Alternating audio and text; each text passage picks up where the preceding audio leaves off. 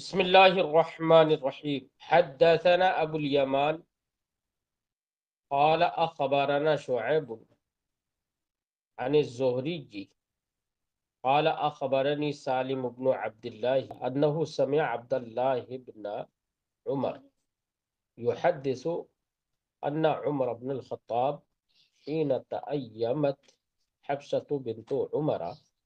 من خنيس بن حذافة السهمي الى آخر۔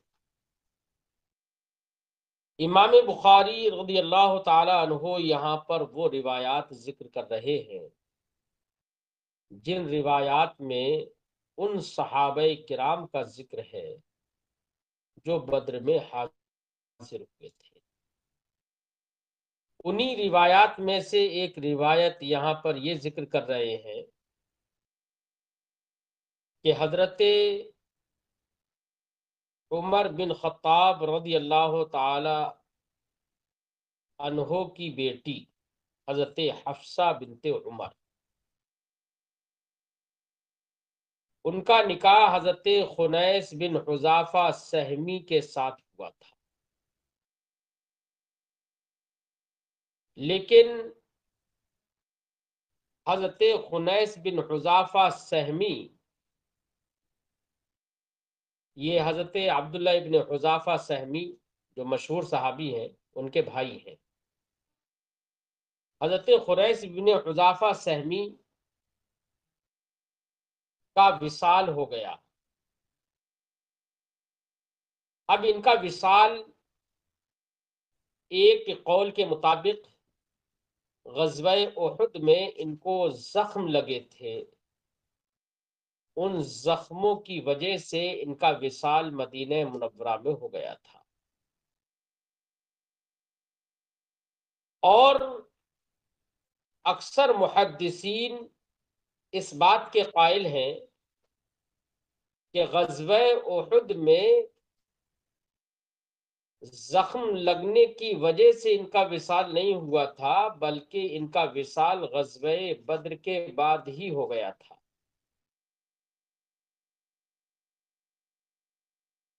اور اسی کا جزم اور یقین کیا ہے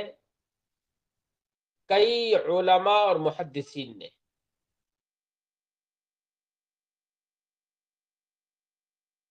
تو حضرت خنیس ابن حذافہ سہمی جو حضرت حفصہ بنت عمر رضی اللہ تعالی عنہا کے شوہر ہیں، ان کا انتقال ہو گیا، اور یہ حضرت خنیس ابن حذافہ سہمی یہ بدری صحابی ہے۔ یہی بیان کرنے کے لیے اس حدیث کو امام بخاری نے یہاں پر ذکر کیا ہے۔ جب حضرت خنیس ابن حذافہ سہمی کا انتقال ہو گیا تو اس کے بعد حضرت عمر رضی اللہ تعالی عنہ کو یہ فکر ہوئی کہ حضرت حفصہ کا نکاح کسی اور سے کر دیا جائے، تو اس کے لیے حضرت عمر رضی اللہ تعالی عنہ نے حضرت عثمان غنی رضی اللہ تعالی عنہ سے ملاقات کی اور پیغام نکاح دیا اور کہا کہ حفصہ سے نکاح کر لو۔ تو حضرت عثمان غنی رضی اللہ تعالی عنہ چند دن تک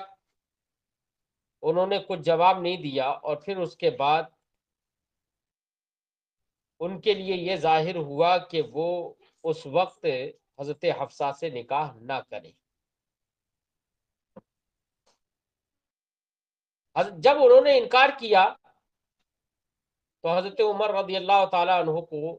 کچھ ناراضگی ہوئی کہ حضرت عثمان نے نکاح کرنے سے منع فرما دیا۔ پھر حضرت ابوبکر صدیق رضی اللہ تعالی عنہ کے پاس گئے اور کہا کہ حفصہ بنت عمر سے نکاح کر لیں۔ تو حضرت ابوبکر صدیق رضی اللہ تعالی عنہ نے خاموشی اختیار کی اور کچھ بھی جواب نہیں دیا۔ حضرت عمر رضی اللہ تعالیٰ عنہ کہتے ہیں کہ جتنی مجھے ناراضگی حضرت عثمان سے ہوئی تھی اس سے کہیں زیادہ ناراضگی مجھے حضرت ابو بکر صدیق سے ہوئی اس بات پر، یعنی ناراضگی کا مطلب اپنے دل میں ایک غم و ایک تکلیف ہوئی۔ پھر چند راتیں گزریں تو رسول کریم صلی اللہ علیہ وسلم نے حضرت حفصہ بنت عمر رضی اللہ تعالی عنہا سے نکاح کا پیغام دیا۔ تو حضرت عمر رضی اللہ تعالی عنہ نے حضرت حفصہ کا نکاح نبی کریم صلی اللہ علیہ وسلم سے کر دیا۔ پھر حضرت عمر رضی اللہ تعالیٰ عنہ کہتے ہیں کہ اس کے بعد حضرت ابو بکر مجھے ملے اور انہوں نے کہا کہ شاید کہ تم مجھ پر ناراض ہوئے ہو، مجھ سے ناراض ہو، آپ کو تکلیف ہوئی ہے، لیکن کہا کہ لیکن مجھے یہ معلوم تھا کہ رسول اللہ صلی اللہ علیہ وسلم نے حضرت حفصہ کا ذکر کیا ہے اور میں رسول کریم کا یہ راز فاش نہیں کرنا چاہتا تھا۔ اگر رسول کریم صلی اللہ علیہ وسلم ان سے نکاح نہ فرماتے تو میں ضرور اپنے نکاح میں انہیں قبول کر لیتا۔ یہ حضرت ابو بکر صدیق رضی اللہ تعالیٰ عنہ نے فرمایا۔ بہرحال حدیث کا یہ خلاصہ ہے، محل استشہاد وہی بات ہے کہ حضرت حفصہ کے شوہر حضرت خنیس ابن حذافہ سہمی جن کا وصال ہو گیا وہ بدری صحابی ہے۔ حدثنا ابو الیمان، ہم سے حدیث بیان کی ابو الیمان نے قال، انہوں نے کہا اخبرنا شعیب، ہمیں خبر دی شعیب نے، وہ روایت کرتے ہیں امام زہری سے، قال انہوں نے کہا اخبرنی سالم بن عبداللہ، مجھے خبر دی سالم بن عبداللہ نے، انہو سمع عبداللہ ابن عمر کہ انہوں نے حضرت عبداللہ ابن عمر کو سنا یحدث حدیث بیان کرتے ہوئے، کیا ان عمر بن الخطاب کہ حضرت عمر بن خطاب حین تعیمت، تعیما یتعیم، تعیم کا معنی ہوتا ہے بیوہ ہو جانا، حین تعیمت حفصۃ بنت عمر، جب حفصہ بنت عمر بیوہ ہو گئی، من خنیس ابن حذافہ السہمی، خنیس ابن حذافہ السہمی کی طرف سے، یعنی ان کا وصال ہو گیا، وکان من اصحاب رسول اللہ صلی اللہ علیہ وسلم، اور یہ رسول اللہ صلی اللہ علیہ وسلم کے اصحاب سے ہیں، صحابہ سے ہیں، قد شہد بدرن، یہ بدر میں حاضر ہوئے تھے، توفی بالمدینہ، اور مدینہ منورہ میں ان کا وصال ہوا۔ میں نے آپ کو بتایا تھا کہ ایک روایت یہ ہے کہ ان کا وصال غزوہ احد میں لگی ہوئے زخموں کی وجہ سے ہو گیا تھا، اور ایک قول یہ ہے کہ غزوہ بدر کے بعد ان کا وصال ہوا، اور اس کی وجہ بھی یہ بتائی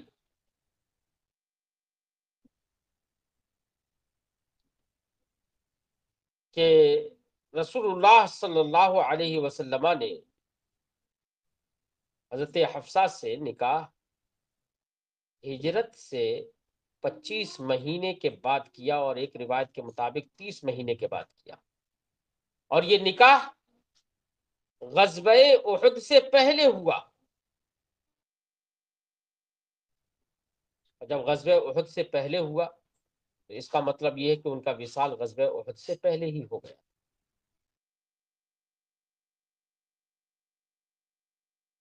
تو وفی بالمدینہ، وہ مدینہ میں ان کا وصال ہوا۔ قال عمر، حضرت عمر کہتے ہیں، عمر بن خطاب نے کہا، فلقیت عثمان ابن عفان، تو میں عثمان ابن عفان سے ملا، فعرضت علیہ حفصہ، تو میں نے ان پر حضرت حفصہ کو،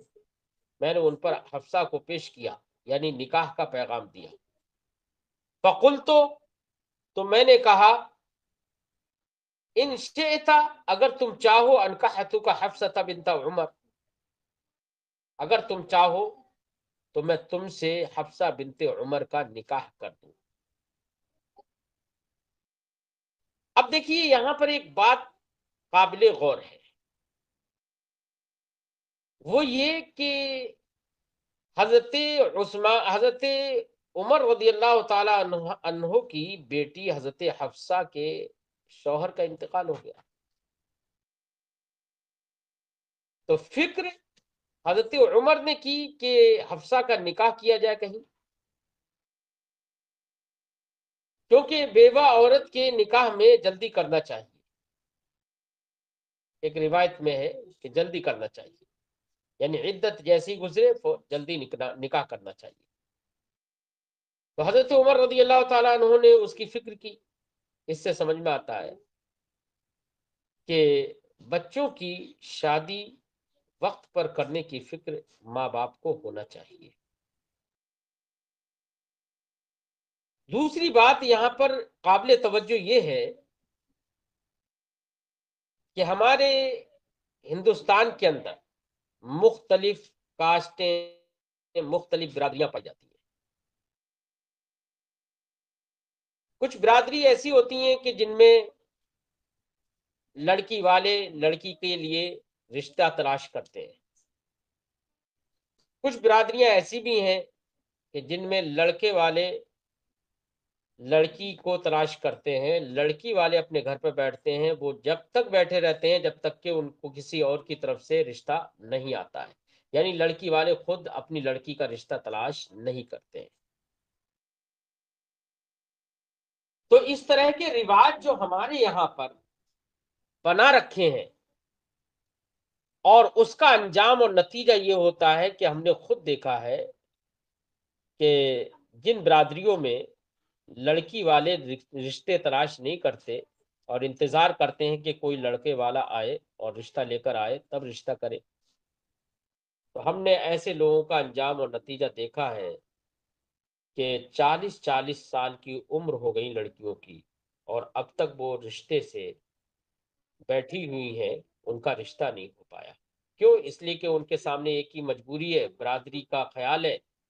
کہ ہماری برادری میں لڑکیوں کا رشتہ تلاش نہیں کیا جاتا ہے، بلکہ لڑکیوں کا رشتہ کوئی لے کر آتا ہے تب شادی کی جاتی ہے،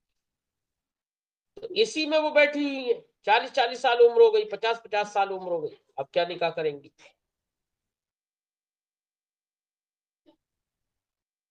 لیکن اس حدیث پاک میں دیکھیے حضرت عمر رضی اللہ تعالی عنہ کو اپنی بیٹی کے نکاح کی فکر تھی، تو آپ نے خود اپنی بیٹی کے نکاح کے لیے پیغام نکاح دیا۔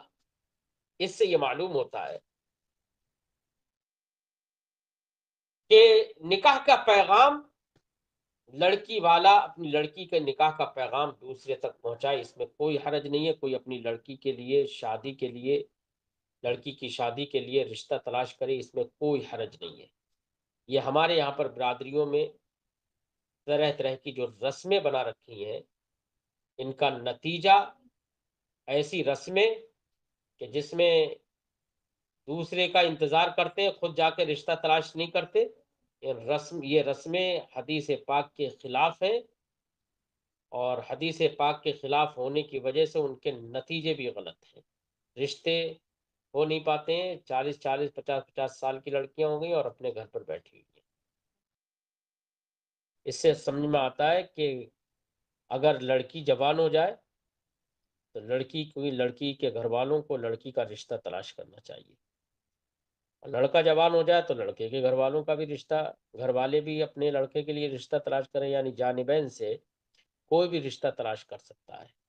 اس میں کوئی حرج نہیں ہے۔ ضرورت جس کو ہو وہ تلاش کرے۔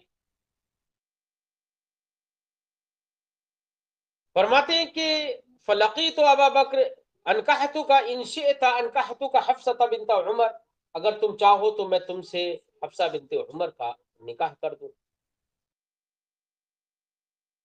اچھا، اس سے ایک بات یہ بھی سمجھ میں آتی ہے، حفصہ بنت عمر بالغ ہیں، لیکن اس کے باوجود یہاں پر حضرت عمر رضی اللہ تعالی عنہ نکاح کے لیے تلاش کر رہے ہیں اور نکاح کرنے کی کوشش کر رہے ہیں۔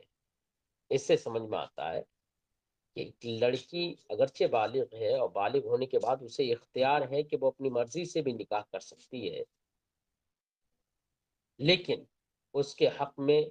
اس کے والد جتنا بہتر سمجھ سکتے ہیں اتنا بہتر وہ خود نہیں سمجھ سکتی ہے۔ اس لیے لڑکیوں کو یا لڑکوں کو اپنے والدین جنہوں نے پرورش کی انہی پر اعتماد کرنا چاہیے اور انہی کو آگے بڑھنا چاہیے، یعنی ماں باپ کو ہی آگے بڑھنا چاہیے۔ فرماتے ہیں انشئتا، حضرت عمر رضی اللہ تعالیٰ عنہ نے کہا کہ اگر تم چاہو انکحتک حفصہ بنت عمر تو میں حفصہ بنت عمر کا نکاح تم سے کر دوں۔ قال، حضرت عثمان نے کہا سانظر فی امری، میں اپنے معاملے میں غور کروں گا۔ نظرہ بمعنی دیکھنا، غور کرنا۔ سانظر فی امری، میں اپنے معاملے میں غور کروں گا۔ فلبثت لیالیا، تو حضرت عمر رضی اللہ تعالیٰ عنہ فرماتے ہیں کہ لبثت لیالیا، میں چند رات ٹھہرا رہا، انتظار کرتا رہا۔ فقال قد بدا لی ان لا اتزوج یومی ھذا، تو حضرت عثمان نے کہا بدا لی، بدا یبدو ظاہر ہونا، بدا لی میرے لیے ظاہر ہوا ہے، اللہ اتزوج یومی ھذا، کہ میں اس وقت نکاح نہ کروں، یہ میرے لیے ظاہر۔ قال عمر، حضرت عمر نے کہا فلقیت ابا بکر، پھر میں ابو بکر سے ملا۔ فقلت، تو میں نے کہا ان شئت انکحتک حفصہ بنت عمر، اگر آپ چاہیں تو میں آپ سے حفصہ بنت عمر کا نکاح کر دوں۔ فصمت ابو بکر، تو حضرت ابو بکر صدیق رضی اللہ تعالیٰ عنہ خاموش رہے۔ صمت یصمت، اس کا معنی ہوتا ہے خاموش ہونا۔ فلم یرجع الی شیئا، تو انہوں نے میری طرف کچھ بھی جواب نہیں، کوئی جواب نہیں دیا انہوں نے۔ فکنت علیہ اوجد منی علی عثمان، تو میں، وجدہ علی کا معنی ہوتا ہے ناراض ہونا، اور اوجد اسی سے اس میں تفضیل ہے۔ فکنت علیہ اوجد منی علی عثمان، تو میں ان پر اس سے زیادہ ناراض ہوا جتنا میں عثمان پر ہوا، یعنی ان کی طرف سے میرے دل میں اس سے زیادہ غم ہوا، تکلیف ہوئی جتنی تکلیف مجھے حضرت عثمان کی طرف سے ہوئی تھی۔ فلبثت لیالیا، تو حضرت عمر کہتے ہیں پھر میں چند رات ٹھہرا رہا۔ ثم خطبها رسول اللہ صلی اللہ علیہ وسلم، پھر رسول اللہ صلی اللہ علیہ وسلم نے حضرت حفصہ کا پیغام نکاح بھیجا۔ فانکحتها ایاہ، تو میں نے حفصہ کا نکاح حضرت سرکار دو عالم صلی اللہ علیہ وسلم سے کر دیا۔ فلقینی ابو بکر، پھر حضرت ابو بکر مجھے ملے۔ فقال، تو انہوں نے کہا لعلک وجدت علی، وجدہ علی کا معنی ناراض ہونا، لعلک وجدت علی، شاید کہ تم مجھ پر ناراض ہوئے ہو، حین عرضت علی حفصہ، جب کہ آپ نے حفصہ کو میرے اوپر پیش کیا تھا، یعنی پیغام نکاح دیا تھا حفصہ کا۔ فلم ارجع الیک، تو تمہاری طرف میں نے کوئی جواب نہیں دیا، میں نے آپ کا کوئی جواب نہیں دیا تھا، تو اس کی وجہ سے شاید تم مجھ پر ناراض ہوئے ہو۔ قلت، تو حضرت عمر کہتے ہیں میں نے کہا نعم، ہاں۔ قال فإنه لم يمنعني، تو حضرت ابو بکر نے کہا کہ فإنه لم يمنعني، منع یمنع روکنا، لم یمنعنی مجھے نہیں روکا، تو حضرت ابو بکر صدیق نے کہا کہ مجھے نہیں روکا کس بات سے، ان ارجع الیک فیما عرضت، کہ میں آپ کو جواب دوں اس میں جو آپ نے پیش کیا، یعنی جو پیغام نکاح آپ نے دیا اس میں آپ کو جواب دوں، اس سے مجھے نہیں روکا، الا مگر اس بات نے، لم یمنعنی کا فاعل ہے الا انی قد علمت، یہ جملہ آنے والا جو ہے یہ لم یمنعنی کا فاعل ہے، مجھے آپ کو جواب دینے سے نہیں روکا مگر اس نے کیا، انی قد علمت ان رسول اللہ صلی اللہ علیہ وسلم قد ذکر، کہ مجھے معلوم ہو گیا تھا کہ رسول اللہ صلی اللہ علیہ وسلم نے حضرت حفصہ کا ذکر کیا۔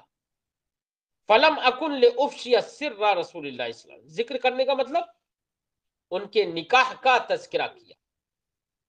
فلم اکن لافشی، تو مجھ سے نہ ہوا کہ میں فاش کروں، افشا یفشی افشا فاش کرنا، لِأُفْشِيَ سِرَّ رسول اللہ صلی اللہ علیہ وسلم، تو مجھ سے نہ ہوا کہ میں رسول اللہ صلی اللہ علیہ وسلم کے راز کو فاش کروں. وَلَوْ تَرَكَهَا، اگر سرکار دو عالم صلی اللہ علیہ وسلم حفصہ کو ترک کرتے، چھوڑ دیتے، یعنی ان سے نکاح نہ فرماتے، لَقَبِلْتُهَا، تو ضرور میں حفصہ کو قبول کر دیتا. حدثنا مسلم قال حدثنا شعبة عن عدي عن عبد الله بن يزيد، ہم سے حدیث بیان کی مسلم نے، قال انہوں نے کہا ہم سے حدیث بیان کی شعبہ نے، وہ روایت کرتے ہیں عدی سے، وہ روایت کرتے ہیں عبداللہ ابن یزید سے، کیا سمع ابا مسعود البدریہ، کہ حضرت عبداللہ ابن یزید نے ابو مسعود بدری کو سنا. ابو مسعود بدری،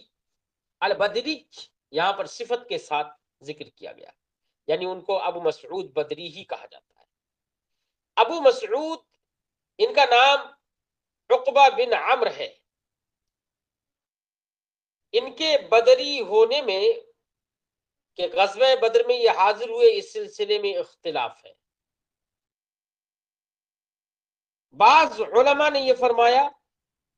کہ یہ غزوہ بدر میں حاضر نہیں ہوئے تھے. ان کو بدری صرف اس لیے کہا جاتا ہے کہ انہوں نے میدان بدر میں رہائش اختیار کی تھی، اس لیے ان کو ابو مسعود بدری کہا جاتا ہے. لیکن امام بخاری علیہ رحمت و رضوان کا رجحان یہ ہے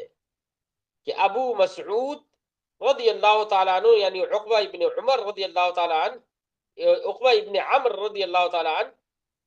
یہ بدری صحابی ہے. حضرت امام بخاری کا یہی رجحان ہے، اس لیے امام بخاری اس باب میں اس حدیث کو ذکر کر رہے ہیں، اور چند ایسی حدیثیں ذکر کریں گے جن سے یہ معلوم ہوگا کہ حضرت ابو مسعود رضی اللہ تعالیٰ عنہ بدر میں حاضر ہوئے تھے. عبداللہ ابن یزید سے روایت ہے، انہوں نے حضرت ابو مسعود بدری کو سنا کہ وہ روایت کرتے ہیں عن النبی صلی اللہ علیہ وسلم، نبی کریم صلی اللہ علیہ وسلم سے، قال، کہ نبی کریم صلی اللہ علیہ وسلم نے ارشاد فرمایا، نفقۃ الرجل علی اہلہ صدقہ، مرد کا اپنے اہل و عیال پر خرچ کرنا صدقہ ہے. صدقہ ہے ہونے کا مطلب یہ کہ باعث ثواب ہے. بیوی بچوں کو کھلانا یہ باعث ثواب ہے. اس سے امام محدثین نے یہ ذکر کیا کہ بیوی بچے جن کی کفالت، جن کی ذمہ داری خود شوہر کے ذمے ہے، ان کو رہائش دینا، ان کا نان و نفقہ دینا، یہ شوہر پر واجب ہے. جب واجب کی ادائیگی کرنے میں صدقہ کا ثواب ہے، تو پھر جن کی ذمہ داری اس کے کفالت، جن کی کفالت اس کی ذمہ داری میں نہیں ہے، ایسے لوگوں پر خرچ کرنا یہ بدرجہ اتم باعث ثواب ہوگا، اور صدقے کا اس میں ثواب ہوگا. سرکار نے فرمایا، نفقۃ الرجل علی اہلہ صدقہ، مرد کا اپنے اہل و عیال پر خرچ کرنا صدقہ ہے، یعنی باعث ثواب ہے. حدثنا ابو الیمان، اب امام بخاری آگے وہی روایتیں ذکر کریں گے جس سے یہ معلوم ہوگا کہ حضرت ابو مسعود رضی اللہ تعالی عنہ بدری صحابی ہے. حدثنا ابو الیمان، ہم سے حدیث بیان کی ابو الیمان نے، قال انہوں نے کہا، اخبرنا شعیب، ہمیں خبر دی شعیب نے، عن الزہری، وہ روایت کرتے ہیں امام زہری سے، قال انہوں نے کہا، سمعت عروہ بن الزبیر، میں نے عروہ ابن الزبیر کو سنا ہے، یحدث، کہ وہ حدیث بیان کرتے ہیں، عمر، کس سے؟ عمر بن عبد العزیز، کہ وہ حدیث بیان کرتے ہیں عمر بن عبد العزیز سے. کس کون؟ حضرت عروہ ابن زبیر حدیث بیان کرتے ہیں عمر بن عبد العزیز سے، فی امارتہ، ان کے ایام خلافت میں. امارت یعنی ایام خلافت، عہد خلافت میں. کیا حدیث بیان کرتے ہیں؟ یہ حدیث بیان کرتے ہیں، اخر المغیرۃ بن شعبۃ العصر، حضرت مغیرہ بن شعبہ رضی اللہ تعالی عنہ نے عصر کو دیر سے پڑھا. وہ ہوا امیر الکوفہ، اس حال میں کہ حضرت مغیرہ بن شعبہ حضرت امیر معاویہ رضی اللہ تعالیٰ عنہ کی جانب سے کوفہ کے امیر اور حاکم مقرر تھے۔ فدخل ابو مسعود عقبۃ بن عمرو الانصاری، تو ابو مسعود عقبہ بن عمرو الانصاری جد و زید ابن حسن، جو کہ زید ابن حسن کے دادا ہیں، وہ داخل ہوئے کہاں پر؟ حضرت مغیرہ بن شعبہ کے پاس آئے۔ شہیدہ بدرن، اب دیکھیے اس حدیث کے الفاظ، شہیدہ بدرن، اور ابو مسعود عقبہ بن عمرو انصاری یہ بدر میں حاضر ہوئے تھے۔ وہ داخل ہوئے، فقال، تو انہوں نے کہا، لقد علمت نزل جبریل فصلى رسول اللہ صلی اللہ علیہ وسلم 5 صلوات ثم قال هكذا امرت كذلك كان بشیر ابن، تو حضرت مغیرہ بن شعبہ کے پاس یہ پہنچے، فقال، تو انہوں نے حضرت مغیرہ بن شعبہ رضی اللہ تعالیٰ عنہ سے پوچھا ہوگا وہی نماز کی تاخیر کے بارے میں، تو حضرت مغیرہ بن شعبہ رضی اللہ تعالیٰ عنہ نے کہا، لقد علمت، تمہیں معلوم ہے، نزل جبریل، کہ حضرت جبریل امین رضی علیہ الصلوۃ والسلام نازل ہوئے سرکار پر، فصلی، سرکار کی بارگاہ میں حاضر ہوئے، فصلی، تو انہوں نے نماز پڑھائی، فصلی رسول اللہ صلی اللہ علیہ وسلم، تو رسول اللہ صلی اللہ علیہ وسلم نے نماز پڑھی، 5 صلوات، 5 نمازیں، یعنی حضرت جبریل امین نے 5 نمازوں کی امامت فرمائی اور نبی کریم صلی اللہ علیہ وسلم نے 5 نمازیں پڑھی۔ یہ شب معراج کی صبح کی بات ہے۔ ثم قال، پھر 5 نمازیں پڑھ کر، اب یہاں پر پوری حدیث تو مذکور نہیں ہے، امام محمد رضی اللہ تعالیٰ عنہ نے موطا امام محمد میں حدیث ذکر کی ہے، جس کا خلاصہ یہ ہے کہ حضرت جبریل امین ایک دن حاضر ہوئے اور ساری نمازیں اول وقت میں پڑھائیں، پھر دوسرے دن حاضر ہوئے اور ساری آخری وقت میں پڑھائی، اور حضرت جبریل امین نے نبی کریم صلی اللہ علیہ وسلم سے کہا کہ یا رسول اللہ، اسی کے بیچ میں آپ کی امت کے لیے نمازوں کا وقت، یعنی وہ اس اول وقت سے آخری وقت کے بیچ میں نماز پڑھے۔ تو آخری وقت میں حضرت جبریل امین نے نماز پڑھائی، تو حضرت مغیرہ بن شعبہ نے کہا، دیکھیے آخری وقت میں نماز پڑھی تھی، تاخیر کی، اور یہ جائز ہے، اس لیے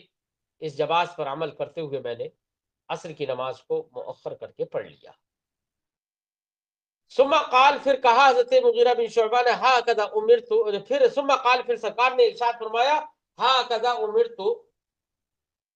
اسی طرح سے مجھے حکم دیا گیا ہے۔ کذالک، پھر حضرت عروہ رضی اللہ تعالیٰ عنہ کہتے ہیں، کذالک کان بشیر ابن مسعود یحدث عن ابی، اسی طریقے سے یہ حدیث بشیر ابن ابو مسعود بھی اپنے والد سے روایت کر کے بیان کرتے ہیں۔ اس حدیث پاک کو امام بخاری کا یہاں پر ذکر کرنے کا مقصد صرف وہ بتانا ہے کہ حضرت ابو مسعود رضی اللہ تعالیٰ عنہ یہ بدری صحابی ہے۔ حدثنا موسیٰ، ہم سے حدیث بیان کی موسیٰ نے، قال، انہوں نے کہا، حدثنا ابو عوانہ، ہم سے حدیث بیان کی ابو عوانہ نے، عن العامش، وہ روایت کرتے ہیں عامش سے، عن ابراہیم، وہ روایت کرتے ہیں ابراہیم سے، عن عبد الرحمن ابن یزید، وہ روایت کرتے ہیں عبد الرحمن ابن یزید سے، عن علقمہ تھا، وہ روایت کرتے ہیں حضرت علقمہ سے، عن ابی مسعود البدری، وہ روایت کرتے ہیں حضرت ابو مسعود بدری رضی اللہ تعالیٰ عنہ سے، قال، انہوں نے کہا، قال رسول اللہ صلی اللہ علیہ وسلم، رسول اللہ صلی اللہ علیہ وسلم نے ارشاد فرمایا، الآیتان من آخر سورۃ البقرہ، سورہ بقرہ کی آخر کی 2 آیتیں، یعنی آمن الرسول سے آخر کی 2 آیتیں،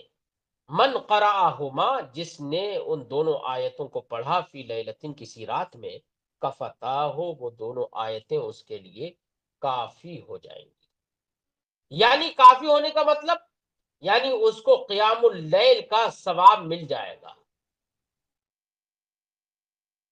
یا یہ ہے کہ رات بھر اس کی وہ دونوں آیتیں حفاظت کریں۔ قال عبد الرحمن، تو حضرت عبد الرحمن نے کہا، عبد الرحمن ابن یزید نے کہا، فلقیت ابا مسعود، جب یہ حدیث میں نے سنی تو پھر میں حضرت ابو مسعود سے ملا، وہ ہوا یطوف بالبیت، اس حال میں کہ وہ خانہ کعبہ کا طواف کر رہے تھے، فسألتہ، تو میں نے ان سے اس حدیث کے بارے میں پوچھا، فحدثنی، تو انہوں نے یہی حدیث مجھ سے بیان کی۔ اس حدیث میں محل استشہاد وہی لفظ ہے کہ حضرت ابو مسعود البدری کا ذکر ہے۔ امام بخاری نے اسی لیے اس حدیث کو یہاں پر ذکر کیا، اور یہ بتانے کے لیے کہ حضرت ابو مسعود بدری صحابی ہے۔